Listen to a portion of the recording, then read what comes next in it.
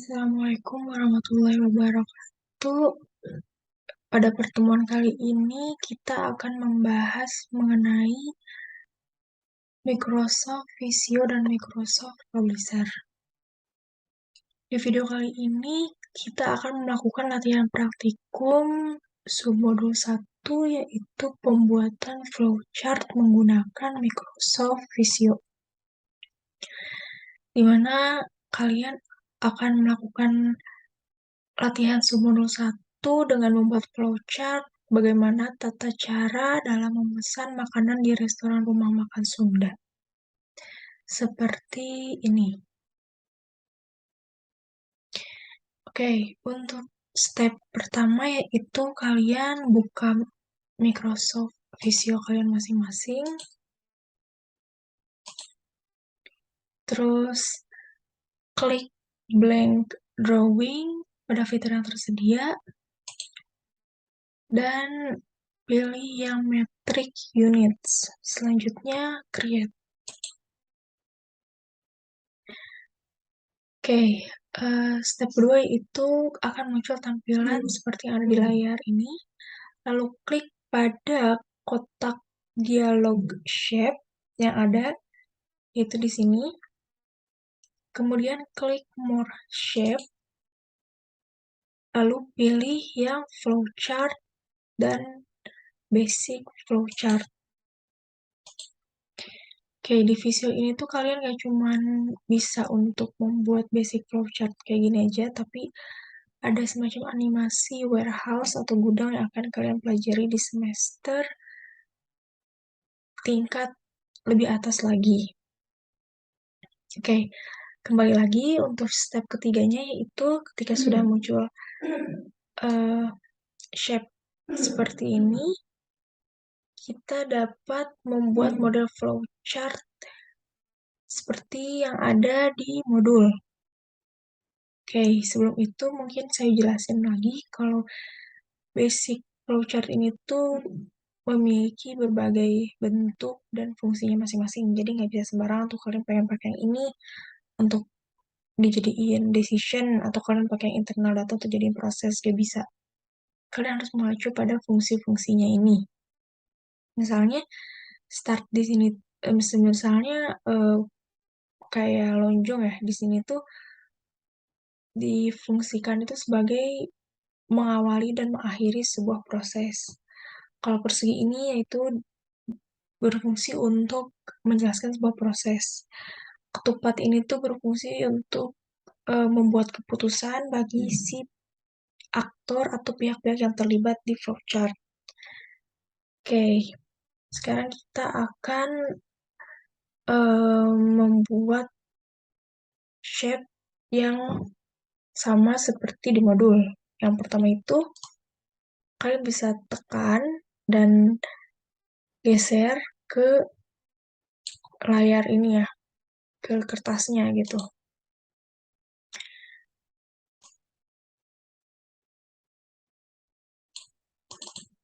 Untuk menambahkan kalimat, kalian tinggal klik 2 kali aja. Selanjutnya, kalian kasih keterangan.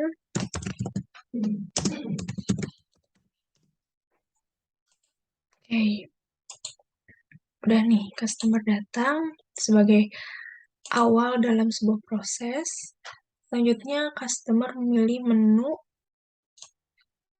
menggunakan alur proses atau shape yang berfungsi sebagai proses.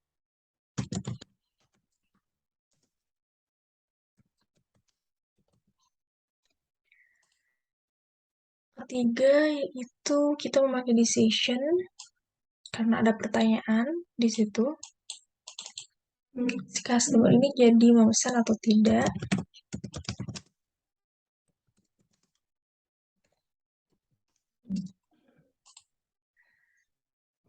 Oke, selanjutnya kita sekarang fokus ke cara membuat shape-nya dulu sebelum ke konektor.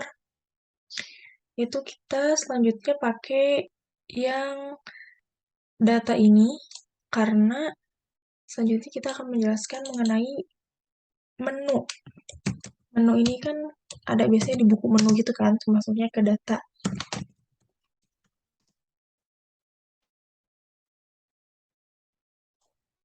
Selanjutnya ada decision lagi.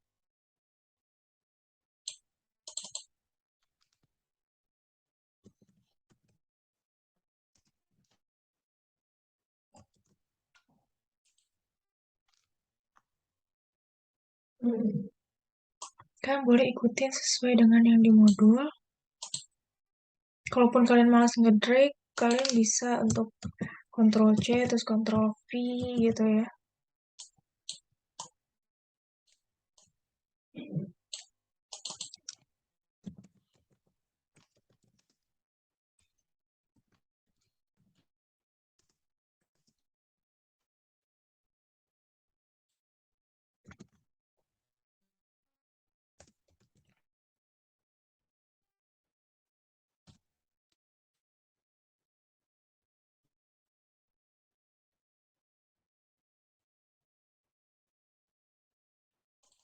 Sorry, ada kesalahan penulisan.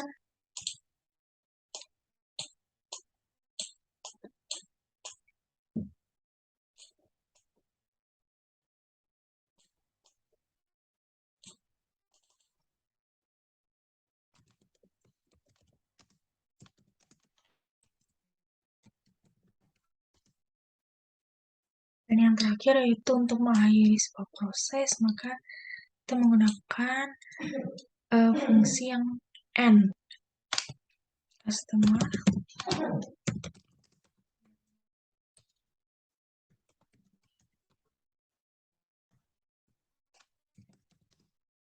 Oke. Di step selanjutnya, kita akan menambahkan konektor yang ada pada menu bar home ini. Lalu kita akan menghubungkan garis-garis antar shape yang telah dibuat. Nah, konektor ini tuh ada di bagian tools di sini. Fungsinya itu agar mempermudah orang lain membaca uh, untuk membaca alur kalian gitu. Kayak misalnya nih, customer datang, otomatis di sini ketika customer datang, dia akan melihat-lihat menu. Nah, sebelum alur berikutnya, kalau kalian di laptop kalian ini si panahnya tuh nggak ada nih, karena biasanya ada laptop yang langsung ada panahnya, ada yang enggak. Nah, kalau yang nggak ada ini kalian nggak perlu khawatir, kalian tinggal klik si panah ini, lalu kalian pilih line, kalian pilih browse, dan pilih panah sesuai kebutuhan kalian. Sama juga,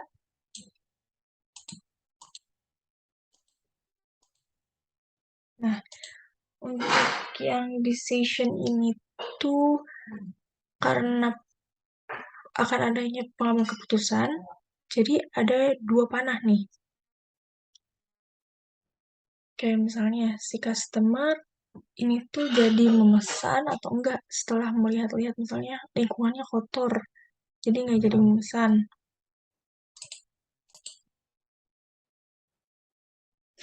Di sini tuh kayak misalnya ya tadi gitu, customer itu udah ngeliat lingkungannya tuh kotor gitu, jadi kayak males lihatnya juga, terus menunya juga enggak menggugah selera mereka untuk makan. Setelah itu customer itu punya pilihan, dia mau untuk tetap memilih menu yang ada meskipun dia nggak cocok sama lingkungannya gitu, atau dia memilih untuk meninggalkan restoran. Kalau misalnya dia cocok, maka kita bisa tarik ke sini ke menu yang terpilih. Tapi kalau misalnya dia tidak cocok, maka eh, dia akan meninggalkan restoran.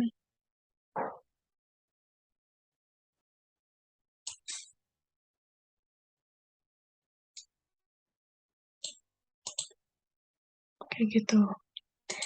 Ini tambahin panahnya juga, rose.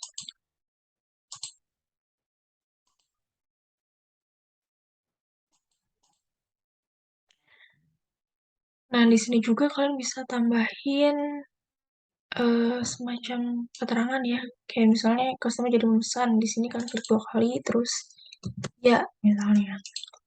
Terus, kalau untuk yang ke bawah, customer tidak jadi memesan, kalian bisa kasih keterangan tidak, maka dia akan langsung meninggalkan restoran. Selanjutnya, kita ke menu yang terpilih. Di sini juga ada decision lagi, yaitu si customer ini tuh harus tahu nih menunya itu tersedia atau enggak. Nah, kalau misalnya menunya tersedia itu otomatis pesanan akan langsung diproses. Tapi, kalau misalnya menunya tidak tersedia, customer memiliki eh, keputusan untuk tetap di restoran tersebut dengan memilih stok makanan yang lain atau pergi untuk meninggalkan restoran. Kalau misalnya dia jadi nih untuk memesan menu ataupun menunya tersedia, maka dia akan melanjutkan ke pemesanan proses. Tapi kalau misalnya si customernya ini tuh kayak, kayaknya mending milih menu yang lain gitu kan, customer bisa lanjutkan ke sini. Dia pilih menu, sorry, dia pilih ulang menu yang dia pengen, menu baru dia. Boleh tambahin roast juga.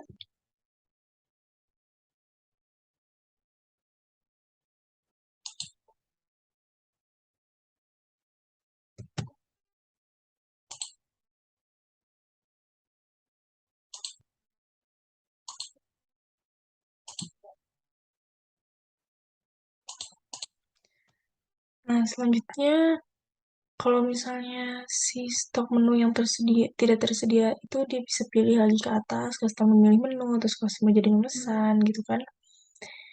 Nah, udah ngelewatin proses yang di atas, selanjutnya kita ke bawah. Untuk ke bawah ini kita tinggal urutin atau lanjutin aja, karena udah nggak ada decision lagi, otomatis dia cuma punya satu alur.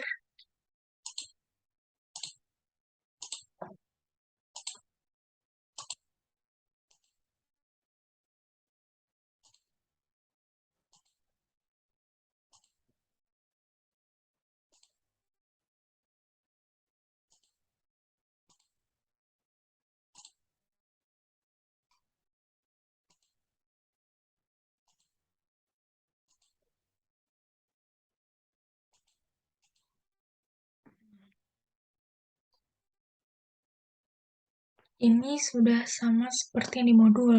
Jadi customer data, customer memilih menu, customer membuat keputusan jadi memesan atau tidak. Mungkin ada banyak faktor di antara mungkin lingkungan atau banyaknya pengamen dan lain-lain. Bisa menjadi faktor si customer ini ingin tetap makan di restoran tersebut atau meninggalkan. Atau kalau misalnya dia jadi memesan, dia lanjut ke proses berikutnya yaitu menu apa aja yang dipilih. Setelah itu ada decision lagi, apakah menu yang dia pilih ini yang ada di data menu ini tuh stoknya itu tersedia. Kalau tersedia berarti otomatis pemesanan akan diproses, pesanan makanan akan diproses, tapi kalau tidak tersedia, customer bisa memilih untuk eh, menu yang lain dan akan dilanjut dengan proses-proses lainnya. Itu pesanan diproses, transaksi pembayaran dikasih, customer menerima bon atau kwitansi, dan setelah selesai customer meninggalkan restoran. Mungkin segitu aja penjelasan mengenai sumber satu. Jika ada yang ditanyakan, boleh ditanyakan di grup atau pada saat praktik nanti. Selanjutnya akan ada eh, pembelajaran lagi mengenai Microsoft Publisher. Terima kasih.